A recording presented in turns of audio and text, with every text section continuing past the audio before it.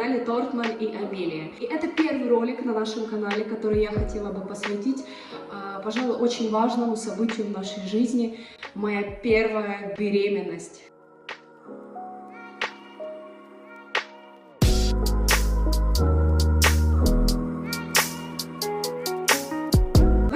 Расскажу о том, как мы узнали об этом, какие эмоции испытывали, с чем нам пришлось столкнуться, с какими проблемами. Также стоит отметить, что сейчас мы находимся в Польше, но вот уже буквально через неделю мы улетаем в Канаду.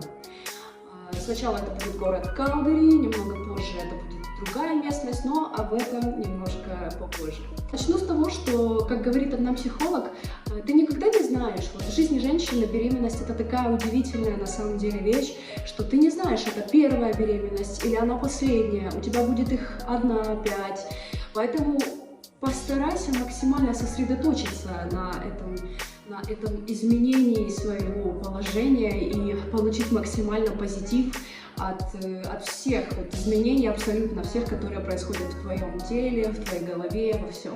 Как мы узнали о моей, собственно, беременности? Дело в том, что я имею некоторые проблемы с кожей, и уже ранее я как-то принимала курс такого серьезного препарата для кожи, как изотретинаин.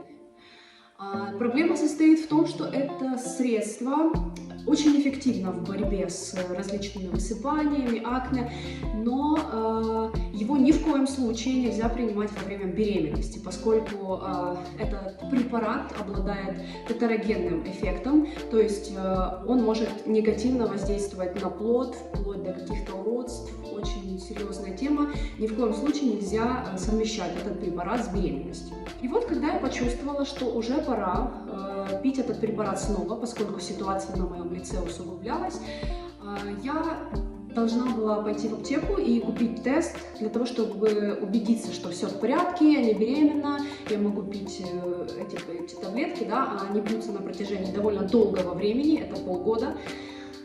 И в течение, соответственно, этого полгода ты не можешь беременеть, нельзя. Я иду в аптеку, покупаю тест, делаю его, и да, я узнаю, что я, беременна. На самом деле, это для меня лично это было очень неожиданно. Не то чтобы я не хотела, или не то чтобы... мы не планировали этого, но мы допускали, что такое возможно. Да? Мы все взрослые мальчики и девочки понимаем, как это все происходит. И, конечно же, когда ты не предохраняешься, есть вероятность забеременеть. Что, собственно, и да-да! Но все равно мы, конечно, рады, потому что хорошо ведь, когда два человека любят друг друга, и их любовь продолжается в их детях. Это прекрасно. Поэтому, значит, c'est-la-vie, такова судьба. Вот, но, честно говоря, на сам результат теста я отреагировала очень... я была в шоке. И это скорее, это сложно назвать это каким-то шоком восторга. Это скорее было что-то такое, вот, что-то наподобие. Но, к счастью, мой муж гораздо более спокойно принял эту всю информацию. И даже не было мысли, в общем-то, о том, чтобы как-то прерывать этот процесс. Тем более, что в Польше аборты в принципе запрещены, поэтому... Кстати, у меня где-то даже, по-моему, было видео реакции моей и мужа на этот тест.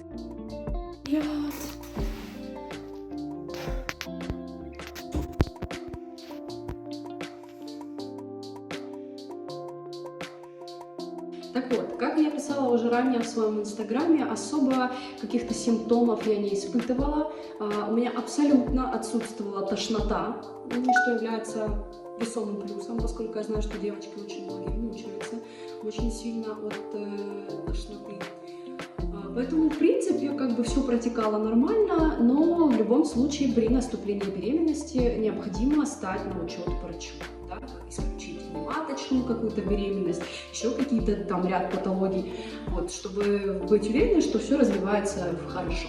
Также необходимо упомянуть, что сейчас в Польше мы находимся в очень маленьком городе. Это, я бы даже сказала, это село, что уж там скрывать. И здесь есть клиника, но там очень маленький штат врачей, и поэтому, ну, не знаю, ну пошли туда первым делом по месту жительства. Там нас записали к врачу, к гинекологу, сказали, врач хороший, все будет окей.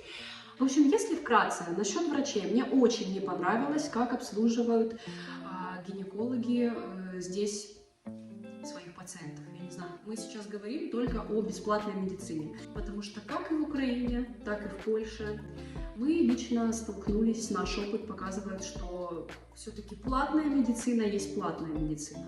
Когда ты оплачиваешь прием, с тобой соответствующе разговаривают, с тобой очень снисходительные, тебе не грубят, не хамят. То есть, потому что вот я лично столкнулась с тем, что в этом маленьком городке, в котором мы сейчас живем, и мы нашли пару гинекологов, очень неквалифицированный какой-то подход к работе, мне очень хамили. Я не могу буквально, знаете, я задаю вопрос касательно там своей беременности, его просто игнорируют. Слушай, что я тебе говорю. Слушай, что я тебе говорю. Я понимаю, я слушаю, что вы мне говорите, но, пожалуйста, ответьте на мой вопрос. Я имею право знать и получить ответ, какой бы тупой он ни казался вам. Ну вот в таком духе.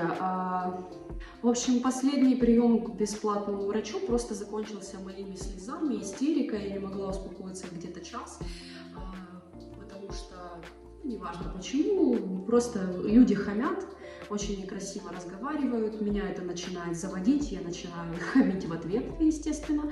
Ну, ни к чему хорошему это не приводит. Поэтому мы записались тут же к платному врачу, и там все просто шикарно. Здравствуйте, вот вам бахилы, давайте сделаем УЗИ, хорошо ли вы себя чувствуете, все ли вам нравится. Ну, это классный подход на самом деле, только очень жаль, что за это приходится платить. Ну, наверное, так оно и должно быть, не знаю.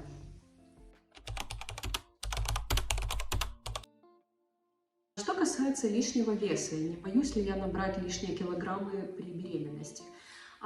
Нет, не боюсь. Не боюсь, потому что я, в принципе, очень склонна к набору веса, и если я перестаю контролировать то, что я ем и сколько я ем, конечно, я начинаю набирать, причем набирать хорошо.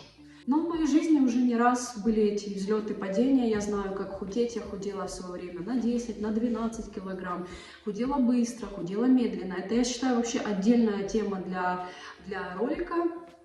Поэтому, если вам интересно, я могу это рассказать в отдельном видео. Поэтому я не боюсь набрать лишних килограмм, потому что я прекрасно понимаю, как с ними бороться, как от них избавляться. И, честно, мне вообще пофиг просто. Да, я стараюсь просто лишний раз не переедать. Я стараюсь ограничивать себя от каких-то шоколадок, там, я не знаю, мучного, жареного. Но не фанатично. В принципе, как бы, посмотрим, не хочу зарекаться. Но я думаю, что все будет в порядке. До вылета в Канаду остались считанные дни, поэтому уже совсем скоро мы полетим туда.